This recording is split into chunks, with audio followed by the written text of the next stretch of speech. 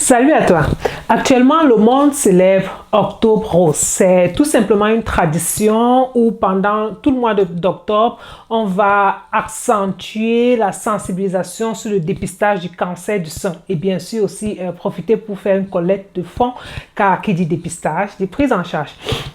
Mais à mon avis, le cancer n'a pas besoin d'un jour, d'un mois particulier pour faire parler de lui, car il fait parler de lui chaque jour. C'est le roi des maladies. Le cancer, c'est cette maladie-là qui entre sans frapper, sans différenciation d'âge, de sexe, de continent, de frontières. Peu importe, ça touche et ça peut toucher tout le monde. Mais la question, ce que je me demandais, c'est est-ce que tout le monde sait ce que c'est que le cancer? Je ne parle pas du signe zodiaque de ceux qui sont nés en juin, juillet, poisson, capricorne, cancer. Non. La maladie, bien sûr, c'est quoi? C'est une maladie infectieuse, c'est contagieux, c'est le palu, c'est comme l'AVC. C'est quoi exactement? Commençons par là.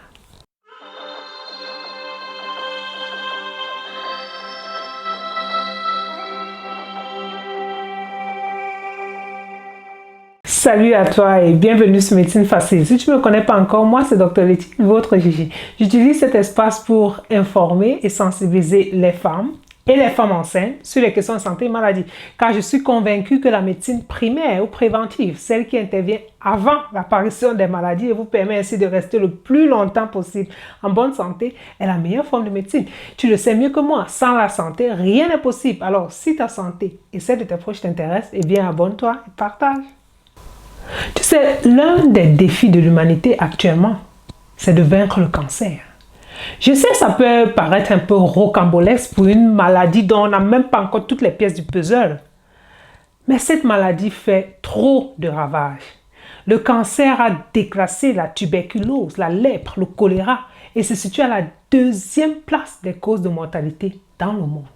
C'est environ 15 millions de décès par an, d'après une statistique de l'Organisation mondiale de la santé. Même si beaucoup reste encore à comprendre en ce qui concerne cette pathologie, nous avons quand même avancé. Car aujourd'hui, on sait que le cancer, c'est nous. Oui, le cancer, c'est toi, le cancer, c'est moi. Je m'explique. Quand on regarde dans un dictionnaire, cancer, c'est écrit multiplication anarchique des cellules. Bref aperçu dans l'univers de la biologie humaine. De façon facile, car nous sommes sur médecine facile. L'être humain que nous sommes un amas de cellules. Nous sommes constitués de billions de cellules qui se sont différenciées en tissus. Et puis on parle de tissus, on parle d'organes. L'organe du foie, ce sont des cellules. Le cerveau, ce sont des cellules. La peau, l'appareil génital, que des cellules qui sont parties d'un œuf, le zygote, qui a été issu de la fécondation du spermatozoïde de ton papa et de l'ovocyte de ta maman, qui se sont multipliés lors de ton développement dans son utérus, se sont spécifiés avec le temps et après, on a eu ce parfait organisme qu'on appelait l'être humain. Alors, dans chacune de nos cellules se trouve l'ADN. Cet ADN porte nos gènes. Et quand tout fonctionne bien, ces gènes donnent des signaux aux cellules sur quand se multiplier, quand se diviser, quand se développer, quand mourir pour qu'on reste en bonne santé. Et ce phénomène fonctionne parfaitement bien sans qu'on ne l'influence. Malheureusement, au cours de la vie, il peut arriver que nos gènes perdent cette faculté-là de parfaitement régler cet équilibre cellulaire. Ça peut être dû à certains facteurs externes tels que les virus. On va parler du papillomavirus pour le cancer du col de l'utérus. On va parler du virus de l'hépatite B pour le cancer du foie, par exemple. Ou encore des substances nocives physiques telles que les radiations électromagnétiques. Comme exemple, vous vous rappelez de Marie Curie, cette femme qui a beaucoup travaillé sur la radioactivité. Donc, sa mort et celle de sa fille sont sûrement liées à son exposition aux substances radioactives, car cette dernière avait une leucémie. Ou encore des substances nocives chimiques telles que le plomb, certains pesticides, le tabac, l'alcool. Attention, à ce niveau, il y a une nuance. Ces facteurs externes qu'on vient de citer, tels que les virus, les substances nocives, qu'on appelle cancérogènes, n'ont pas un effet déterminant, mais ils ont un effet stochastique. Ça veut tout simplement dire que ce n'est pas tout fumeur qui va développer le cancer des poumons. Ce n'est pas toute femme atteinte de virus papilloma qui va développer le cancer du col. Mais ces facteurs-là augmentent le risque de faire la maladie. Alors, c'est un mauvais exemple de se dire, mon voisin il a fumé, il a vécu jusqu'à 80 ans, il était toujours en bonne santé.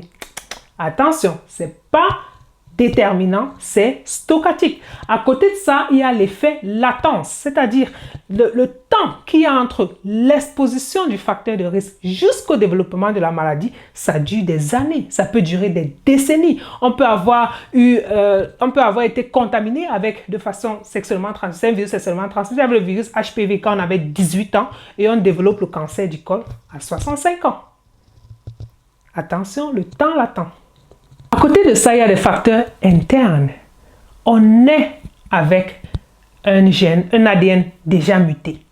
Malheureusement, c'est, comme on dit, avoir tiré les mauvaises cartes dans la vie. Ce sont dans des familles où on va développer le cancer du sein de mère en fille. Pourquoi? Parce que le problème dans les gènes est déjà transmis de génération en génération à la naissance. Alors, tu comprends que ce genre de changement au niveau de nos gènes peut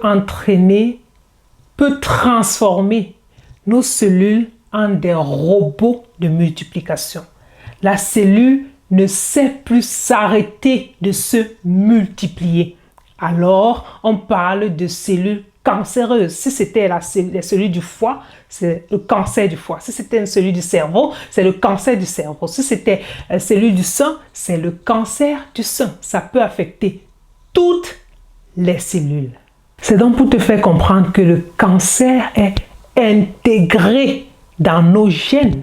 C'est une version perverse de nous-mêmes, car ces cellules cancéreuses se multiplient plus vite, sont plus intelligentes, conquièrent organe en organe, on parle de métastase, deviennent résistants à notre système immunitaire, résistants aux différents traitements.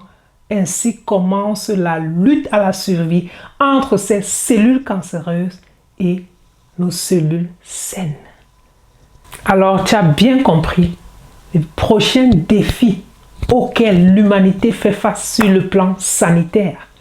Dans nos prochaines vidéos, on va développer sur les cancers gynécologiques, c'est-à-dire les cancers qui touchent la femme, bien que le cancer du sein touche aussi les hommes. On parlera des options de traitement. On parlera de rémission, car en oncologie, on ne parle pas de guérison, mais de rémission. Et surtout, peut-on prévenir ce roi des maladies? Sinon, je te dis merci d'avoir regardé la vidéo. Moi, c'est Dr Letty, le docteur en qui les femmes ont confiance. Les hommes aussi.